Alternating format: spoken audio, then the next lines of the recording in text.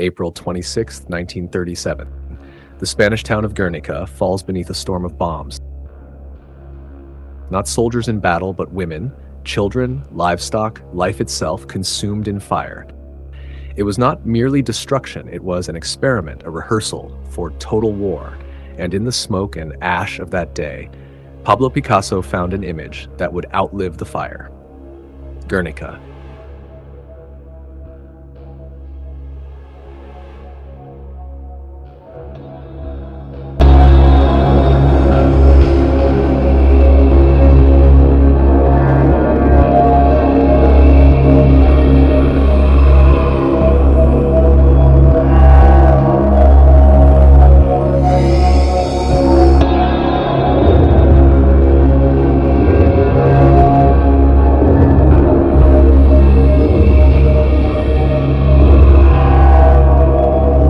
Picasso's Guernica, painted in 1937, is not merely a canvas, it is an open wound frozen in paint.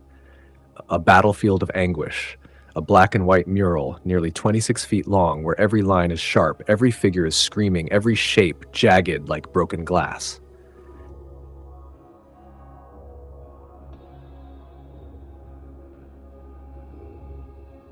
Before we meet the characters within this world of torment, let us stand back.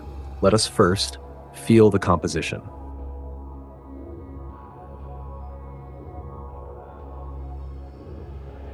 Composition is simply how the artist arranges things inside the frame. It decides what you notice first, where your eye travels, how long you stay. It is the invisible hand that guides you. Think of it like theater. On a stage, actors don't just wander randomly. They are placed with intention. Who stands in the spotlight?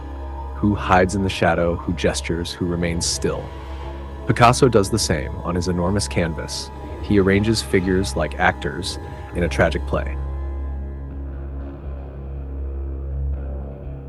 The eye is drawn first to the lamp, then dragged outward to the horse's agony, the fallen soldier, the weeping mother, and the bull.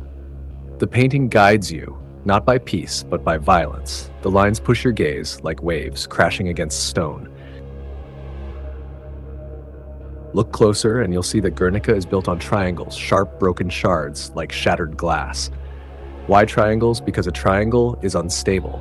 Unlike a square or a circle, it tilts, it cuts, it points, it feels dangerous.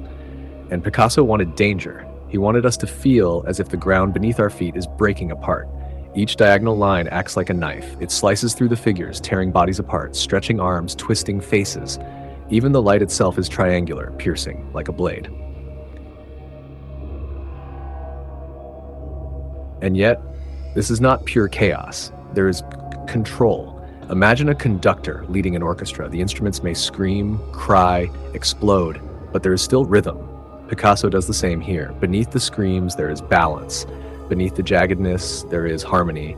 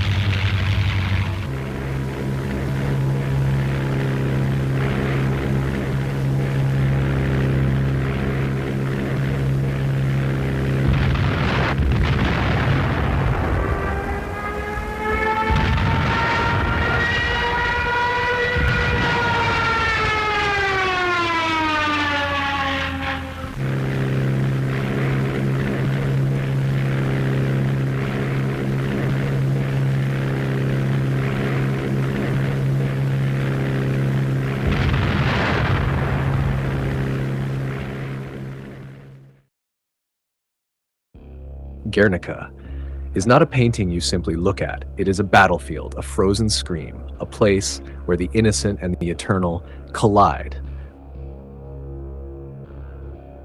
The bull is one of the most debated figures of Guernica. Massive, solid, angular, its presence is undeniable.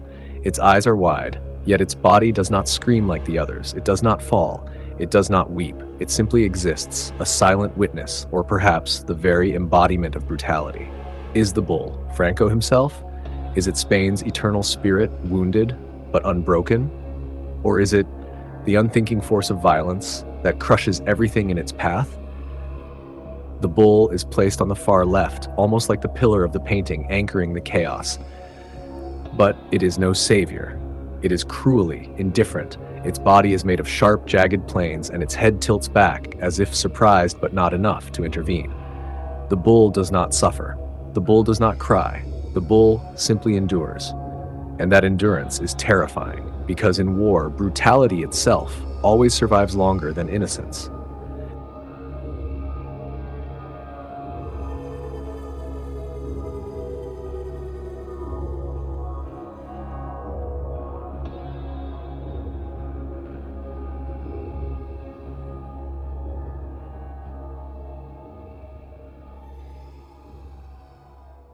Franco orders the Germans of the Condor Legion to bomb Madrid methodically.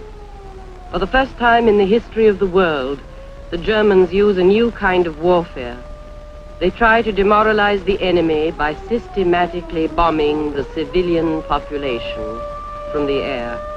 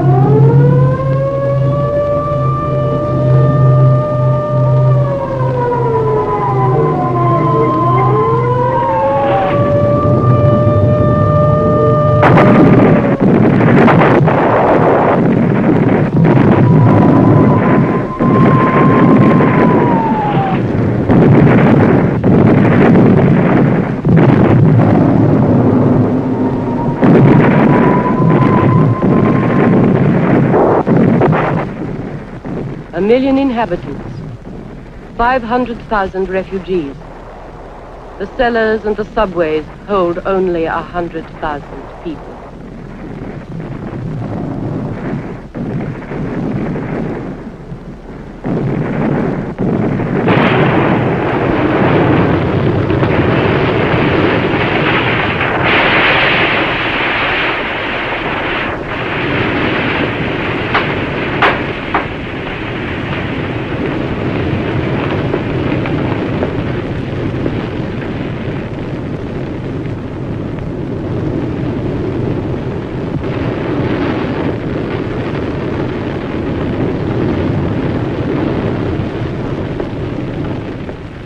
Franco radio in Salamanca announces, Spain is not contained in buildings or in cities. Spain lies in the ideas and in the genius of Franco.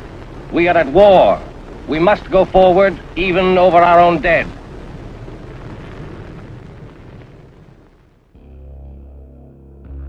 On the left, a woman cradles her dead child. Her mouth is open wide, a howl that pierces beyond the canvas. She does not weep silently. She screams. She wails. She demands the world to listen. Her head twists backward, neck strained to breaking, as if she cannot bear to face reality. Her child is limp, lifeless, arms dangling. No detail could be more brutal. This is the universal image of war, a mother crying for her child. There is no ideology here, no politics, only loss. Picasso forces us to confront the purest form of suffering, the suffering of the innocent. In her face, every civilian mother of every war lives. Guernica is not just Spain, it is Warsaw, it is Hiroshima, it is Vietnam, it is Syria, it is Ukraine. The cry echoes forever.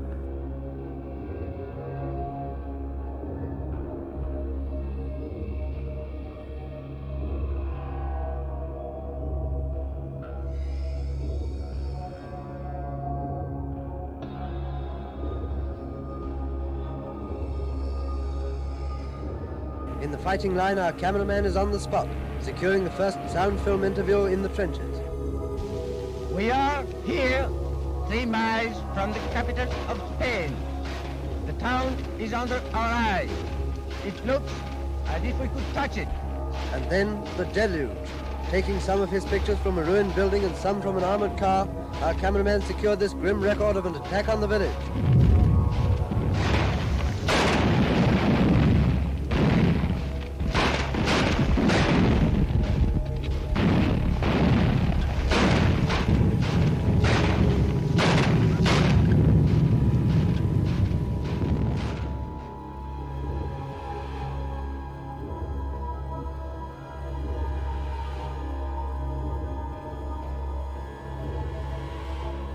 At the bottom of the painting lies the warrior, a broken body, arms severed, sword shattered. He is no glorious hero. There is no victory here, only ruin. Look at his open hand. From it, a single flower grows, fragile, delicate. Even in death, there is a whisper of hope, of renewal, but it is faint, like a candle flickering in the wind. This warrior tells us, war does not make heroes, it breaks them. The myths of battle, of honor, of triumph are all shattered here, just like his sword, and yet even in defeat, there is resistance. His hand, though lifeless, still grips the broken weapon. This is the dignity of the fallen, refusing to vanish completely.